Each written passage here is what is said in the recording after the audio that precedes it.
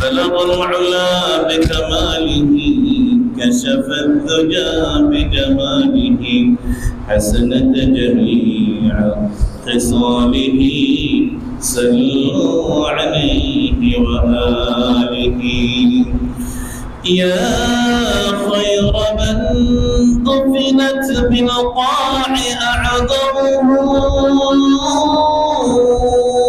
فطاب من طيبهن القاع والأكم نفس الفداء لقبر أنت ساكنه فيه العفاف وفيه الجود والكرم بلغ العلا بكماله كشف الدجى بجماله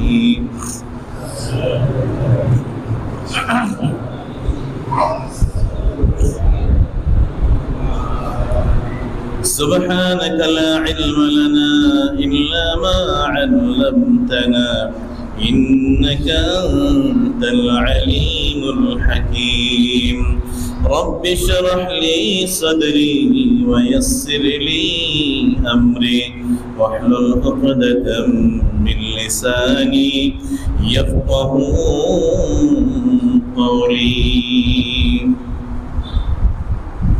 معزز محترم সম্মানিত মুসল্লিন ইকরাম, মহান আল্লাহ রাব্বুল আলামিনের দরবারে লাখো কোটি শুকর ও সুজুদ পেশ করছি, যিনি আমাদেরকে দুনিয়ার সমস্ত রকমের ব্যস্ততাকে উপেক্ষা করে, দুনিয়ার সমস্ত রকমের বিপদ মুক্ত রেখে রব্বে করিম আপনাকে আমাকে সাজিয়ে গুছিয়ে পবিত্র করে মসজিদে আসার তৌফিক দান করেছেন। এজন্য আমরা সকলে আমাদের হৃদয়ে যতটুকু ভালোবাসা আমরা জমাট বেঁধে রেখেছি সবটুকু উজাড় করে, আমাদের কণ্ঠনালীতে যতটুকু শক্তি সামর্থ্য রয়েছে সবটুকু ব্যয় করে আমরা আমাদের রবের শুকরিয়া বলছি আলহামদুলিল্লাহ। আমরা সকলেই পড়ছি রব্বানা লাকাল হামদ হামদান كثيرا طيبا مباركا فيه لك الحمد يا ربي كما ينبغي لجلال وجهك وعظيم سلطانك لك الحمد بالإيمان لك الحمد بالإسلام ولك الحمد بالقرآن আমরা প্রশংসা করেছি কার? সর্ব অবস্থায় প্রশংসা চলবে কার? মুহতারাম মুসল্লিন, রবিউল আউয়াল মাস চলছে। আমরা গত 2 জুমায় রবিউল আউয়াল সম্পর্কে কিছু আলোচনা করেছি। নবী আলাইহিস সালাতু ওয়াস সালামের জন্ম নিয়ে কিছু আলোচনা করেছে, আমাদের দেশের কৃষ্টি কালচার নিয়ে কিছু আলোচনা করেছে। নবীর প্রতি ভালোবাসা এটা আমাদের ঈমানের একটি অংশ, মূল অংশ। সেই ভালোবাসাটি হতে হবে সঠিক নিয়ম, কোরআন হাদিসের মানদণ্ডে। ভালোবাসা নিজের ইচ্ছায় প্রকাশ করা যায় না।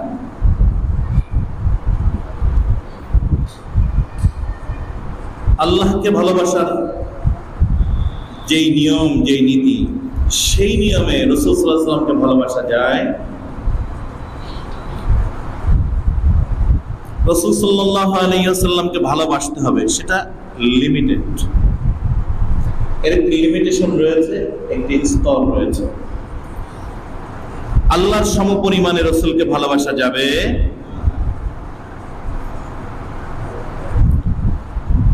আমাদের মধ্যে যারা আমরা ধর্মভীরু, ধার্মিক, ধর্মভীরু এবং ধার্মিক দুটো শব্দ, একটা হলো ধর্মভীরু আর একটা ধার্মিক। যারা ধর্মভীরু সকলে ধার্মিক নয়।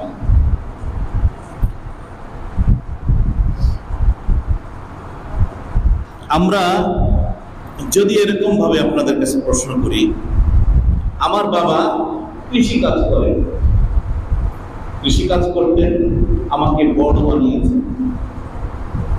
আমি কোথাও গিয়ে এই মঞ্চে বসে বললাম আমার বাবা এদেশের প্রেসিডেন্ট ছিল, মন্ত্রী ছিল, বা অন্যান্য এ ছিল তা ছিল, এটা কি সঠিক হবে? আদৌ কি সঠিক? আমি কি আমার বাবার প্রতি সঠিক বিচার করলাম না অতিরঞ্জিত করলাম? যারা জানে তারা সিসি করবে, এই ছেলেটি তো আসলে মানুষ করে যেতে পারে। বাবার যে কর্ম দিয়ে তাকে বড় করেছে সেই কর্মটিকেই সে অস্বীকার করে। এ ছেলেটি সুসন্তান নয়। সুসন্তান তো সেই সন্তান যে বাবার কর্মকে, বাবার ক্যারেক্টারকে, বাবাকে স্বীকার করে। আমরা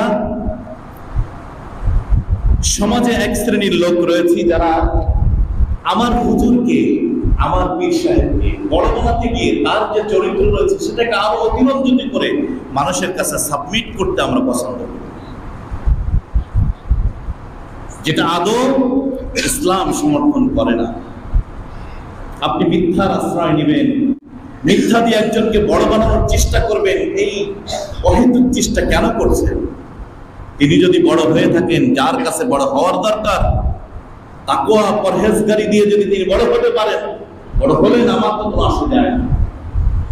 কিন্তু যদি কোনো মুত্তাকি পরহেজগার আল্লাহর কাছে বড় হয়ে যায়, তাহলে তো তিনি অবশ্যই বড়, সমাজেও বড়, আল্লাহর কাছে বড়, সকলের কাছে প্রিয় মানুষ। কিন্তু একজন ব্যক্তিকে তার থেকে আরো বেশি বড় বানাতে হবে। আমার কেন বানাতে হবে? এর ফলাফল কি? তিনি কি সত্যি, আমি যদি বড় বানিয়ে দেই তাহলে কি সত্যি তিনি আল্লাহর কাছে প্রতিষ্ঠিত হয়ে যাবেন বড় হিসেবে? এমনটি কখনোই নয়।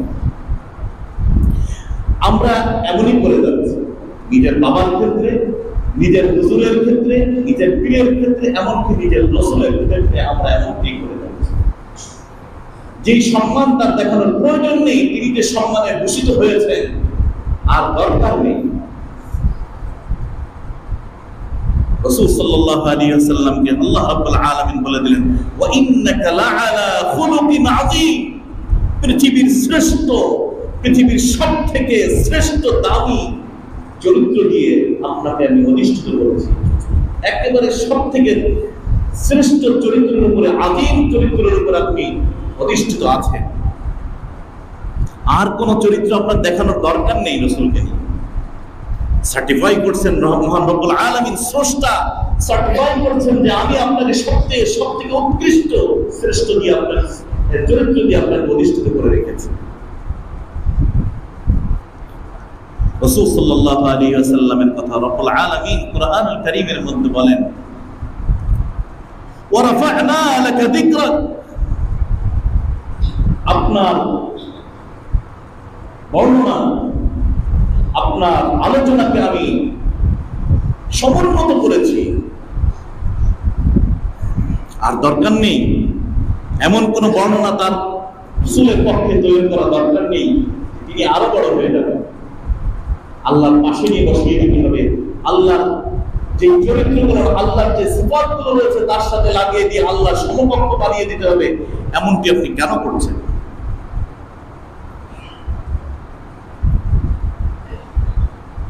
আল্লাহ রাব্বুল আলামিন রাসূল সাল্লাল্লাহু আলাইহি ওয়াসাল্লামকে সর্বশ্রেষ্ঠ করে বানিয়েছেন। রাসূল সাল্লাল্লাহু আলাইহি ওয়াসাল্লাম চাঁদ কি তার থেকে সুন্দর ছিলেন।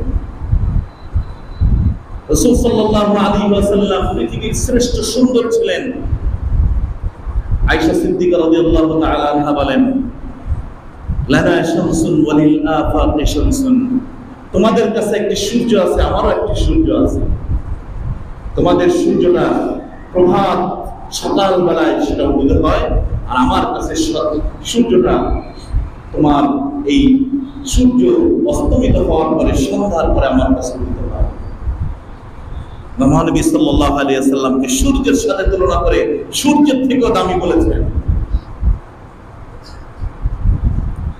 নবী আলাইহিস সালাতু ওয়াস সালামকে নিয়ে আপনার আমার এক্সেস কিছু করার দরকার নেই। আল্লাহ রাব্বুল ইজ্জাত আল জালাল তার হাবিবকে দিয়ে বলালেন, আমাকে যদি ভালোবাসতে চাও, আমার ভালোবাসার বহিঃপ্রকাশ ঘটানোর জন্য তোমার কাছে একটি ওয়ে আছে, সেটা হলো নবী আলাইহিস সালাতু ওয়াস সালাম বলেন, মান আহাব্বা সুন্নতি ফাকাদ আহাব্বানি,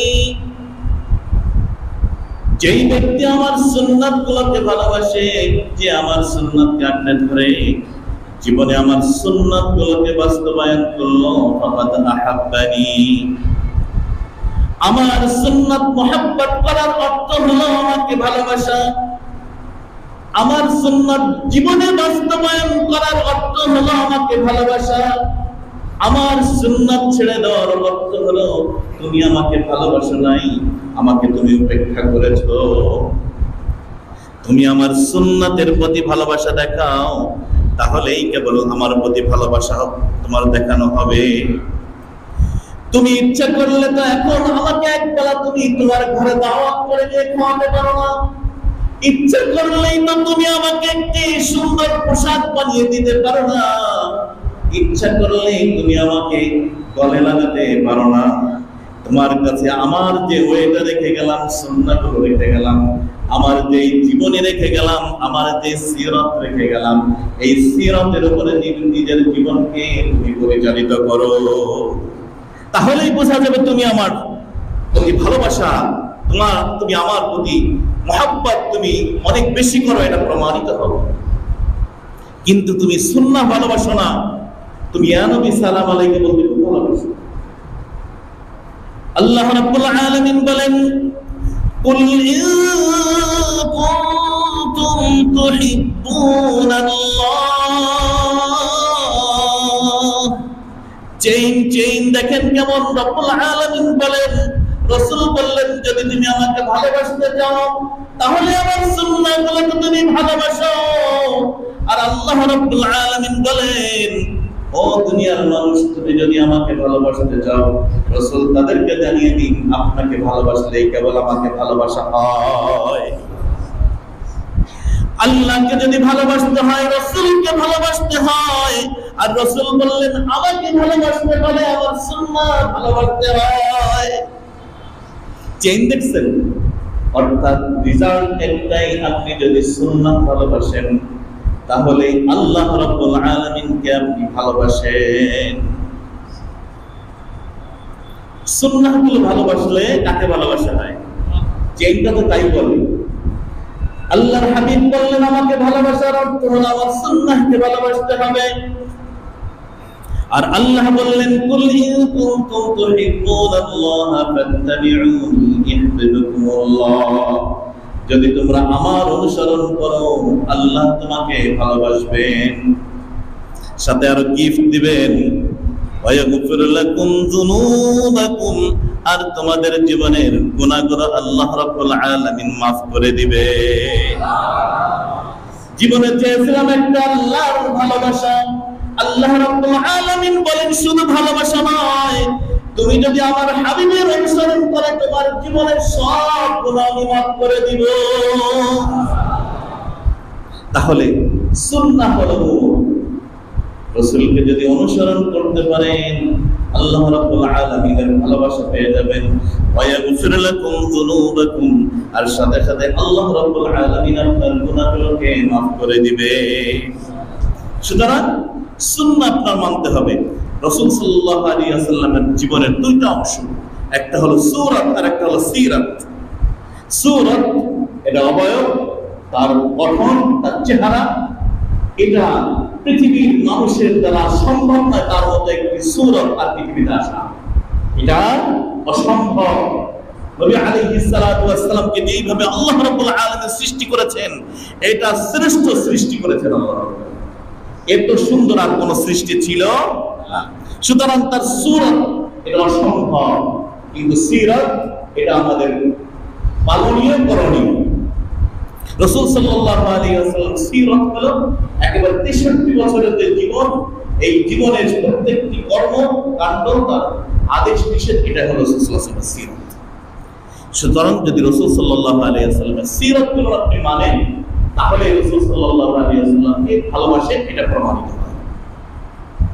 ভালোবাসার আমি কয়েকটা দিক বলেছিলাম। এই রবিউল আউয়াল মাসে যারা জন্মদিন পালন করতে চান, তাদের উদ্দেশ্যে বলেছিলাম, প্রথমত রাসূল সাল্লাল্লাহু আলাইহি ওয়াসাল্লামের যেই জন্ম তারিখটি, এটা নিয়ে ধোঁয়াশা রয়েছে, ইখতিলাফ রয়েছে। কারণ রাসূল সাল্লাল্লাহু আলাইহি ওয়াসাল্লাম দুনিয়া আসার সময় তিনি যে বিশ্ব নবী হচ্ছেন, তিনি যে খাতামুল আম্বিয়া, এটা সকলের জানা ছিল না। তিনি একজন মহামানব হবেন এটা হয়তো জানা ছিল, কিন্তু সেই দিনটা, তারিখটা, ঘন্টা ওইভাবে লেখা হিস্ট্রিকালচার ছিল না, যার কারণে লেখা হয়নি। যার কারণে এটা বিভিন্ন রকম ইখতিলাফ হয়েছে। এরপরেও যদি আপনি করতে চান, নবী আলাইহিস সালাতু ওয়াস সালাম বলেন, বিশ্বনবী সাল্লাল্লাহু আলাইহি ওয়াসাল্লামকে জিজ্ঞাসা করা হলো যে আপনি রবিবার, সোমবারে এবং বৃহস্পতিবারে কেন রোজা রাখেন? নবী আলাইহিস সালাতু ওয়াস সালাম সপ্তাহে 2 দিন রোজা রাখতেন, একটা হলো সোমবার আর একটা বৃহস্পতিবার। সোমবারের কথা বলেন, ফাইন্নী উলিদতু ফি, আমি এই সোমবারে জন্মগ্রহণ করেছি, এর জন্য শুকরিয়ার জন্য আমি রবের কাছে এই রোজার মাধ্যমে শুকরিয়া আদায় করি। আর বৃহস্পতিবারে আমার আমল রবের কাছে সাবমিট করা হয়, প্রত্যেক সাপ্তাহিক যে আমলটা এটা রবের কাছে সাবমিট করা হয়। ওয়ানা উরিদু আন আকুনা সাইমান, আর আমি ওই সময় আমার আমলনামা যখন রবের কাছে পেশ করা হচ্ছে, আমি ভালো লাগে আমার যে ওই সময় যদি আমি রোজা থাকতে পারি রবের জন্য। এই কারণে আমি তখন রোজা থাকি। এই দুইটা কারণে রোজা থাকি। তাহলে যদি আপনি রাসূলের জন্মদিনের একটি ক্লু আমরা পেয়েছি, সেটা হলো সোমবারে রাসূল সাল্লাল্লাহু আলাইহি ওয়াসাল্লাম জন্মগ্রহণ করেছেন। আপনি যদি ইচ্ছা হয় তাহলে আপনি প্রতি সোমবারে রোজা রাখেন, রাসূলের সোমবারে প্রতি সোমবারে রোজা রেখে জন্মদিন পালন করতে পারেন। এবার আরেকটি দিক হলো রাসূল সাল্লাল্লাহু আলাইহি ওয়াসাল্লাম প্রতি বেশি বেশি দুরূদ পাঠ করতে পারেন। নবী আলাইহিস সালাতু ওয়াস সালাম বলেন, মান সাল্লা আলাইয়া ওয়াহিদান সাল্লাল্লাহু আলাইহি আশারা, আমার প্রতি যদি একবার কেউ দুরূদ পাঠ করে, আমাকে যদি একবার সালাম পাঠায়, মহান রব্বুল আলামিন তার প্রতি 10 বার রহমত পাঠায়। এর থেকে আপনি কি চান বলেন? রাসূলের প্রতি যদি আপনি জন্মদিন পালন করতে চান, দুরূদের মাধ্যমে করেন। এরপরে রাসূলের সুন্নাহগুলোকে বাস্তবায়ন করেন। আপনি প্রতিজ্ঞা করেন, এবছর আপনার দৃঢ় একটি প্রতিজ্ঞা আপনার জীবনকে ঘুরিয়ে দিতে পারে। আপনি একটি প্রতিজ্ঞা করুন, আর জীবনে একটি সুন্নাহ আমি ছাড়ব না। এই রবিউল আউয়াল মাসে আমি প্রতিজ্ঞা করছি, আমি আর জীবনে একটি সুন্নাহ ছাড়ব না। রাসূলের সুন্নাহ দিয়ে যদি আমার জীবনকে গড়তে পারি, তাহলে আমার জীবন আলোকিত হবে।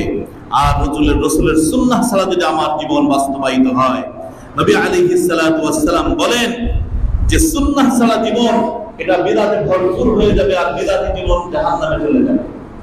নবী আলাইহিস সালাতু ওয়াস সালাম বলেন, কুল্লু বিদআতিন দালালা ওয়া কুল্লু দালালাতিন ফিন-নার, প্রত্যেকটি বিদআত এটা ভ্রষ্টতা, আর প্রত্যেক ভ্রষ্টতাকেই জাহান্নামের দিকে নিয়ে যায়। সুতরাং আমরা রাসূলের সুন্নাহর প্রতি গুরুত্ব দিই, রাসূলের সুন্নাহকে আঁকড়ে ধরবো, রাসূলের প্রতি ভালোবাসা আমরা প্রদর্শন করব সুন্নাহর মাধ্যমে। আর কোনো ওয়ে আমাদের কাছে নেই। রাসূলের সুন্নাহ যদি আমরা নিজের জীবনকে আলোকিত করতে পারি, সাজাতে পারি। আমরা মাঝে মাঝে বলি যে বসার সুন্নাহ রয়েছে, বসার 3টা সুন্নাহ রয়েছে। এক হাঁটু উঠিয়ে লেখার সময়, লেখাপড়া করার সময় এক হাঁটু উঠিয়ে, 2 হাঁটু উঠিয়ে আমরা খাওয়ার সময় আমরা ব্যবহার করে থাকি, রাসূল সাল্লাল্লাহু আলাইহি ওয়াসাল্লাম সুন্নাহ। আর 2 হাঁটু বিছিয়ে নামাজের সময়, যেটা আমরা আত্তাহিয়াতে বসে থাকি, প্রত্যেকটা জিনিসের রাসূলের সুন্নাহ রয়েছে। পানি খাবেন, সেখানেও আমরা বলেছি 5টা সুন্নাহ রয়েছে রাসূল সাল্লাল্লাহু আলাইহি ওয়াসাল্লাম। আপনি মিনাত তানাক্কুল ওয়া তারাজ্জুল, আপনার একেবারে চুল আসমান থেকে মিনাত কাঙ্গি আছে জুতা পরতে যান, আপনার চুল আসমান থেকে পায়ের জুতা পরা পর্যন্ত রাসূলের প্রত্যেকটি বিষয়ে সুন্নাহ রয়েছে। মিনাত জিসা ওয়াল ফুসা, আপনি ঢেক কেমন দিবেন, আপনার ঢেকটা কেমন দিবেন, আপনার পিছনের রাস্তাতে বাতাস কিভাবে বের করবেন, এরও সুন্নাহ তরিকা রয়েছে। আপনি কি মানুষের মধ্যে দিবেন, আপনি কি যেদিক থেকে বাতাস আসছে সেখানে যেয়ে দিবেন, কোথায় যেয়ে দিবেন, কিভাবে দিবেন, এর সুন্নাহ নিয়ম আছে না নাই? আপনি ঢেকটা মানুষের সামনে দিবেন নাকি একটু চলে গেলে একটু দূরে যেয়ে দিবেন, কোন ভাবে দিবেন, এর সুন্নাহ তরিকা আছে না নাই? আপনি জুতাটা পায়ে দিবেন, বাম পা আগে ঢুকাবেন না ডান পা আগে ঢুকাবেন, এই সুন্নাহ নিয়ম রাসূলের জীবনে আছে না নাই? রাসূল সাল্লাল্লাহু আলাইহি ওয়াসাল্লামের জীবনীত কুরআনুল কারীম আমরা রাসূল সাল্লাল্লাহু আলাইহি ওয়াসাল্লামের জীবনীটা হলো প্র্যাকটিক্যাল, আর কুরআনুল কারীম হলো থিওরিক্যাল। রাসূল সাল্লাল্লাহু আলাইহি ওয়াসাল্লাম কুরআন নিয়ে এসেছেন, এটা তার জীবনে বাস্তবায়িত করেছেন। এজন্যই তো আম্মা জানেরা বলতেন, খুলুকু আল কুরআন, রাসূল সাল্লাল্লাহু আলাইহি ওয়াসাল্লামের চরিত্রটাই হলো কুরআন। এই রাসূল সাল্লাল্লাহু আলাইহি ওয়াসাল্লামের চরিত্র যদি আপনারা বুঝতে হয়, পালন করতে হবে, সেই অনুযায়ী জীবন করতে হবে, তাহলে রাসূল সাল্লাল্লাহু আলাইহি ওয়াসাল্লামের আখলাকের উপরে আপনার জীবন প্রতিষ্ঠিত হবে। মুহতারাম মুসল্লিন, আমরা সর্বশেষ কথায় এই কথায় উপনীত হয়েছে যে রাসূল সাল্লাল্লাহু আলাইহি ওয়াসাল্লামকে ভালোবাসার অর্থ হলো রাসূল সাল্লাল্লাহু আলাইহি ওয়াসাল্লামের সুন্নাহকে ভালোবাসা, সুন্নাহকে জীবনে বাস্তবায়িত করা, সুন্নাহ এবং আদর্শকে আমার নিজের জীবন থেকে নিয়ে রাষ্ট্র পর্যন্ত সামাজিকতায় প্রতিটি ক্ষেত্রে রাসূল সাল্লাল্লাহু আলাইহি ওয়াসাল্লামের এই সমাজ, রাসূল সাল্লাল্লাহু আলাইহি ওয়াসাল্লামের এই সুন্নাহ এবং আদর্শকে বাস্তবায়ন করার নাম হলো রাসূল সাল্লাল্লাহু আলাইহি ওয়াসাল্লামের প্রতি ভালোবাসা। ঠিক কিনা বলেন? সুতরাং আমরা আজ থেকে রাসূল সাল্লাল্লাহু আলাইহি ওয়াসাল্লামের সুন্নাহ মানব তো ইনশাআল্লাহ। আমরা ছোট্ট ছোট্ট জিনিস মানলেই মানা যায়, শুধুমাত্র মানার একটা জানতে আমাদের বাকি নেই, সব কিছুই আমরা জানি, এখন শুধু দরকার না। আমি যখন জুতাটা পাই দিব, আমি ডান পাই যদি জুতাটা পাই দিয়ে আমার কোনো ক্ষতি হবে? শুধুমাত্র সুন্নাহ আদায়ের লক্ষ্যে আপনি ডান পাও দিতে পারেন, তাহলে আপনার সুন্নাহ আদায় হয়ে যাবে। পাও দিলেও আপনার জুতা পায়ে হবে, আপনার পায়ে ময়লা লাগবে না, কিন্তু আপনি যদি ডান পাটা আগে ঢোকান তাহলে একটু সুন্নাহ আদায় হবে। আপনি যদি পানিটা বসে খান তাহলে আপনার প্রকাশে নিকৃত হবে, কিন্তু যদি দাঁড়িয়ে খান তাতেও প্রকাশে নিকৃত হবে, বসে ফেলে একটু সুন্নাহ আদায়। আপনি যদি ডান হাত দেখান তাতেও পিপাসা নিকৃত হবে, বাঁ হাত দেখালেও পিপাসা নিকৃত হবে, কিন্তু যদি ডান হাত দেখান তাহলে আপনার সুন্নাহ আদায় হবে। এভাবে যদি আপনি বিসমিল্লাহ ছাড়া খান তাতেও আপনার পেট ভরে যাবে, বিসমিল্লাহ সহকারে খেলে আপনার একটু সুন্নাহ আদায় হবে। সুতরাং আসুন, আমাদের মানার অভাব, জানার অভাব নেই, আমরা জানি সকলে কিন্তু মানতে চাই। আল্লাহ রাব্বুল আলামিন রাসূল সাল্লাল্লাহু আলাইহি ওয়াসাল্লামের প্রতি ভালোবাসা, রাসূল সাল্লাল্লাহু আলাইহি ওয়াসাল্লামের প্রতি মহব্বত আমাদের সুন্নাহর মাধ্যমে দেখানোর তৌফিক দান করুন। আমিন। ওয়া আখিরু দাওয়ানা আনিল হামদুলিল্লাহি রাব্বিল আলামিন। আসসালামু আলাইকুম ওয়া রাহমাতুল্লাহি ওয়া বারাকাতুহু।